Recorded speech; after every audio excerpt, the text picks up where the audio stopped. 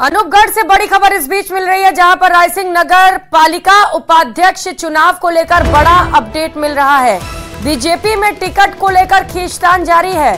Ticket कटने से नाराज प्रत्याशी ने जमकर अपना आक्रोश निकाला। कमलजीत चराया ने प्रत्याशी नहीं बनाए जाने पर नाराजगी व्यक्त की। बीजेपी जिलाध्यक्ष शरणपाल सिंह, पूर्व एमएलए बलबीर सिंह को जमकर खरी खोटी सुनाई। अब ये वीडियो सोशल मीडिया पर तेजी के साथ वायरल हो रहा है। तस्वीरें आपके टीवी स्क्रीन पर आप देख पा रहे हैं। रायसिंह नगर पालिका उपाध्यक्ष चुनाव को लेकर ये बड़ी खबर आपको बता रहे हैं, जहां पर टिकट न मिलने से बीजेपी का जो लीडर था वो आक्रोशित हो गया और उसके बाद नाराजगी वहां पर दिखाई दी। और जब तू मैं हुई उस दौरान की ये तस्वीरें किसी ने कैद कर ली, जो अब तेजी के साथ वायरल हो रही है।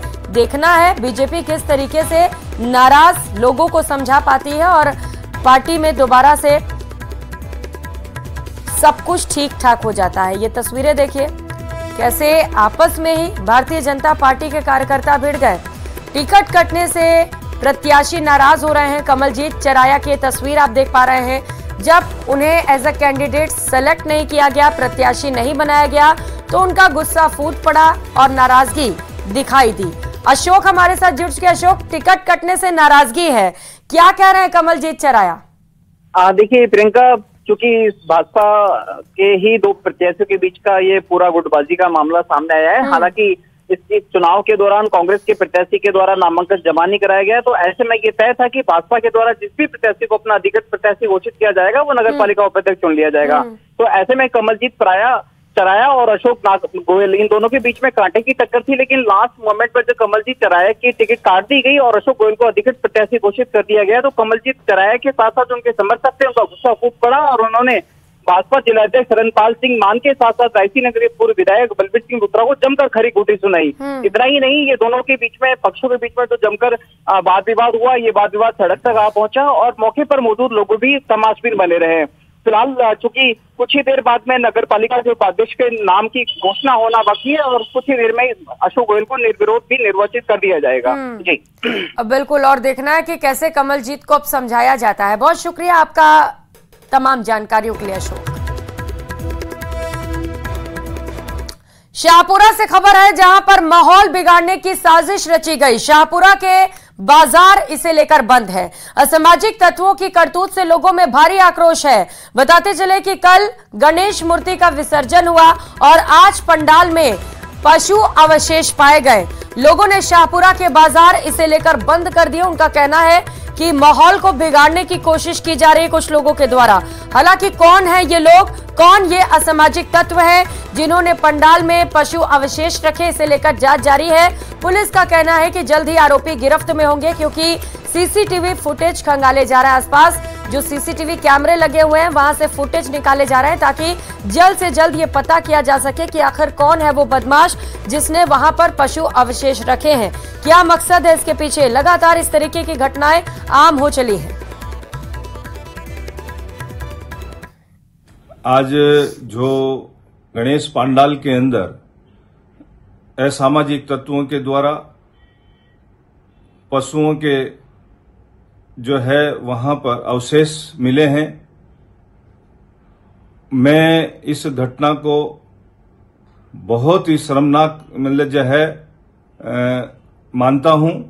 और जिस प्रकार से असामाजिक तत्वों ने शाहपुरा की सौहार्दपूर्ण वातावरण को जो है खराब करने का काम कर रहे हैं, मैं प्रशासन और जिला कलेक्टर महोदय को मैंने निर्देशित कर दिया है, जल्दी ही ऐसे असामाजिक तत्वों को पकड़कर उनके खिलाफ कठोर से कठोर कार्रवाई की जाएगी।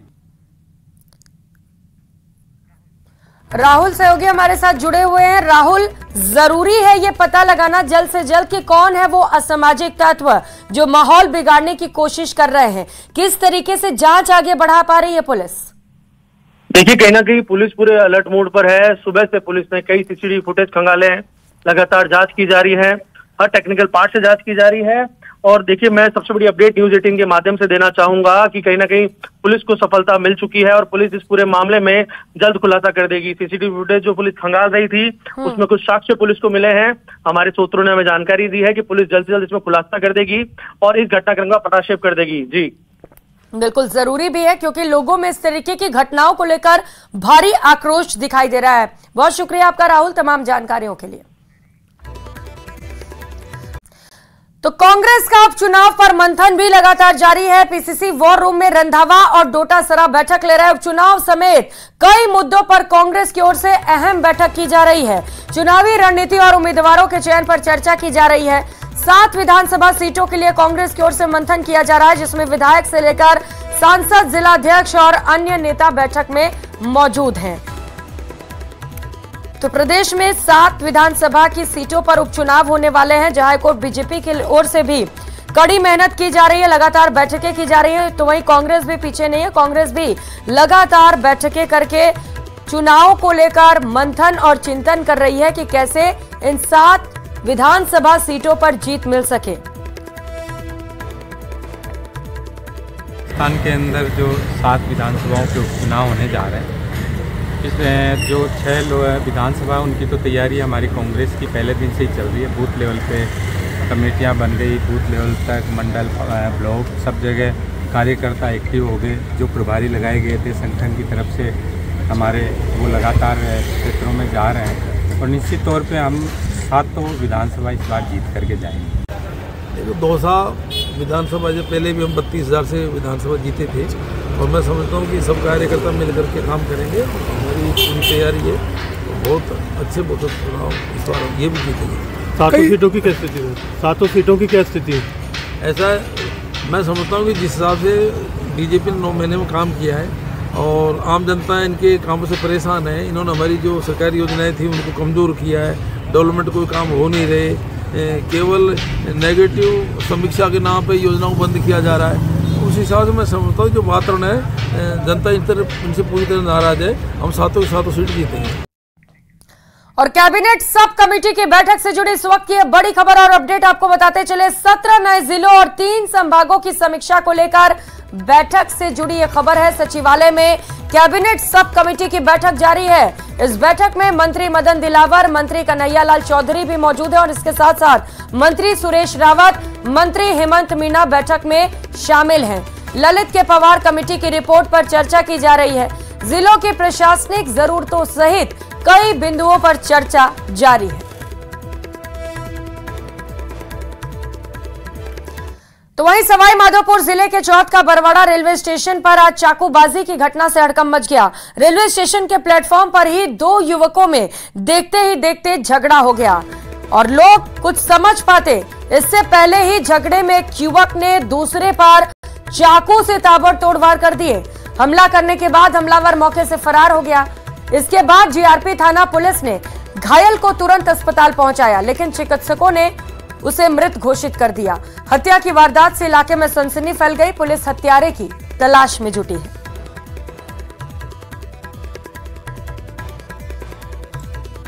और वहाँ पर 7:30 बजे के करीब एसएस जो यहाँ रेलवे स्टेशन मास्टर है उसका फ़ोन पहुँचा था।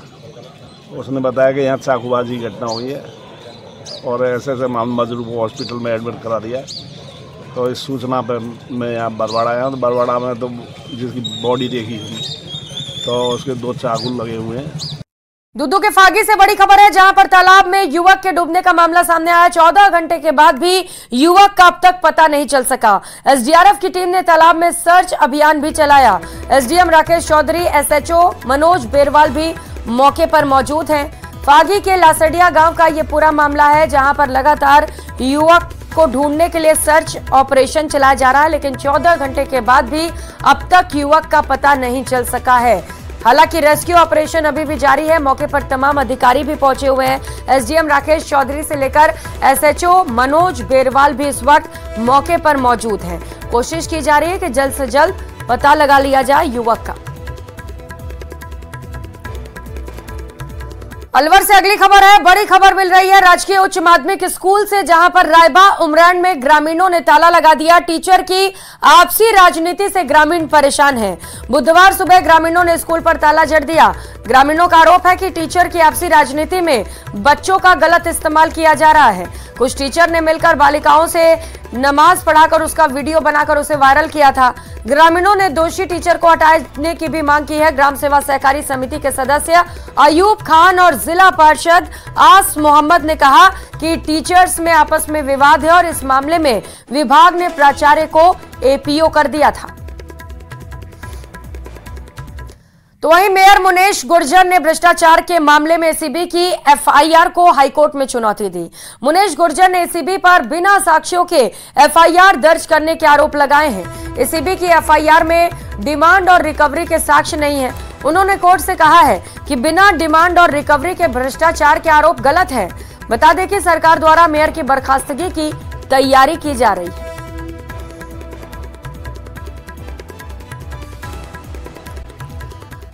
अगली खबर धौलपुर से है, जहां सुबह से हो रही बारिश के चलते सड़कों पर पानी भर गया। जल निकासी की कोई व्यवस्थित व्यवस्था नहीं होने से सड़कों पर पानी भरा हुआ है। शहर की अधिकांश सड़कें पानी से लबालब है। वहीं बाजारों में भी पानी भर चुका है, जिसकी वजह से खरीदार बाजार नहीं पहुंच पा रहे हैं। वहीं जलभराव की वजह से कई दुकानें भी नहीं खुल पा रही। जलभराव से परेशान लोग नगर परिषद को कोसते नजर आ रहे हैं।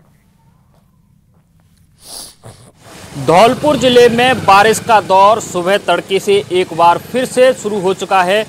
लोगों को 3 दिन की बारिश से राहत मिली। आज सुबह तड़के से फिर दोबारा से जो बारिश का जो मूसलाधार बारिश का दौर है वो शुरू हुआ। और ये मैं खड़ा हूँ जगन चौराहे से कोर्ट परिसर की ओर जाने वाले रास्ते पर। इस रास्ते की मैं आपको यहाँ तस्वीर दिखाने की कोशिश करूँगा। देखिए, ये जो रास्ता है वो जगन चौराहे से और कोर्ट परिसर को जोड़ता है। यहाँ से सैकड़ों की संख्या में लोग गुजरते हैं। इस रास्ते पर करीब 3 फीट पानी है जो भरा हुआ है। इसमें अगर दोपहिया वाहन निकलता है तो वो आधा डूब जाता है और कई बार तो इसमें वाहन है जो बंद हो जाते हैं। धक्का लगा कर के जो वाहन हैं वो बाहर निकाले जाते हैं। मैं इधर तस्वीर दिखाने की, ये मार्केट की तस्वीर दिखाना चाहूँगा। जो मार्केट है वो बंद है। सुबह से ही जो बारिश है उसका दौर चल रहा है, तो जो व्यापारी वर्ग है वो सुबह से घर से नहीं निकल पाया है और जो दुकानें हैं वो बिल्कुल बंद पड़ी हैं। बाजार सूने नज़र आ रहे हैं और लोगों को भारी नुकसान हो रहा है। व्यापारी वर्ग की दुकानें बंद के चलते काफ़ी नुकसान हो रहा है। हमारे साथ यहाँ पर कुछ लोग हैं यहीं के, तो इनसे ही बात करते। देखिए, ये जो तस्वीर देखिए, ये 4 पहिया जो वाहन है वो निकल के आ रहा है। पानी देखिए इसमें कितना पानी भरा हुआ है। देखिए घुटनों घुटनों तक पानी है वो आ चुका है। करीब 3 से 4 फीट तक का जो पानी है वो भरा हुआ है। अभी भी जो धौलपुर में जो बारिश का दौर है वो जारी है। बारिश नहीं थमी है। लोग इस बारिश से जो आसमान से आफत बरस रही है उससे खासे परेशान हैं। हरवीर शर्मा, न्यूज़ 18, धौलपुर। तो वहीं बारा नगर परिषद द्वारा खुद ही नियमों को ताक पर रख लोगों की जान से खिलवाड़ किया जा रहा है। दरअसल बारा नगर परिषद द्वारा डोल तालाब में पैदल बोटिंग का टेंडर किया गया है, जहां पर करीब 10 नावों का संचालन किया जा रहा है। लेकिन ठेकेदार द्वारा तालाब में उतारी गई नाव का करीब 2 साल पहले ही फिटनेस खत्म हो चुका है। इनमें से कई नावें तो कबाड़ में तब्दील हो चुकी हैं, जिन पर संचालक द्वारा पेच लगाकर गलत तरीके से काम में लिया जा रहा है। साथ ही नौकायान नियमों के विपरीत इन नावों को सूर्यास्त के बाद भी चलाया जा रहा है। कई लोगों को बिना लाइफ जैकेट के बोटिंग कराई जा रही है। गलत तरीके से संचालित हो रही इन नावों का जिला कलेक्टर से लेकर नगर परिषद आयुक्त तक को शिकायत हो चुकी, लेकिन नगर परिषद के अलावा इसमें हो रही आय के कारण लोगों की जान की परवाह नहीं कर रहा।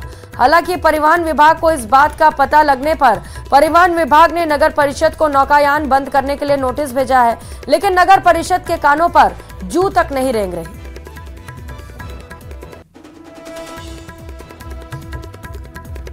तो तस्वीरें आप देख पा रहे हैं जहां पर लोगों की जान के साथ किस कदर खिलवाड़ किया जा रहा है, ये आप तस्वीरों में देखकर अंदाजा लगा सकते हैं। जो नाव पानी में उतारे गए हैं वो चलाने योग्य नहीं है। इनके फिटनेस सर्टिफिकेट जो है वो रद्द हो चुके हैं, लेकिन इसके बावजूद इनका संचालन किया जा रहा है। खबर डीग से है, जहां डीएपी की कमी को लेकर किसानों को दिक्कतों का सामना करना पड़ रहा है। कुम्हेर थाने में किसानों को कई घंटे खड़े होकर लाइन लगाकर डीएपी वितरित की गई। क्रय विक्रय सहकारी समिति लिमिटेड कुम्हेर के कर्मचारी नाहर सिंह ने बताया कि सुबह डीएपी का वितरण करने के लिए क्रय विक्रय समिति सहकारी समिति लिमिटेड कुम्हेर को खोला तो सैकड़ों ट्रैक्टर और करीब 500 किसान क्रय विक्रय में खड़े हुए थे। डीएपी की वितरण की व्यवस्था को सुचारू रूप से चलाने के लिए पुलिस को सूचना देकर कुछ पुलिस कर्मचारी बुलाकर डीएपी वितरण का काम शुरू किया गया।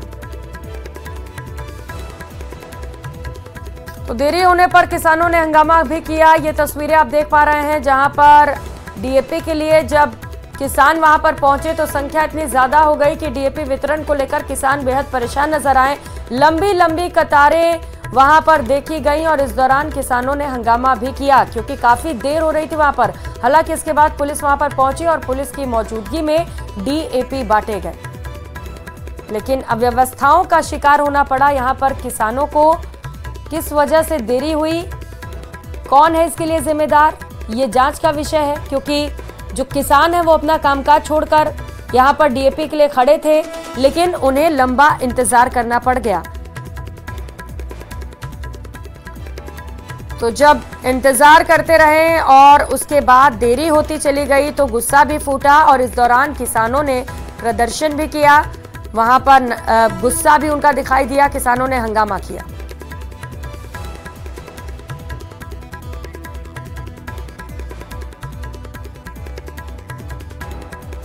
फिलहाल यहाँ रुकेंगे एक छोटे से ब्रेक के लिए, आगे दिखाएंगे स्पेशल रिपोर्ट। नमस्कार।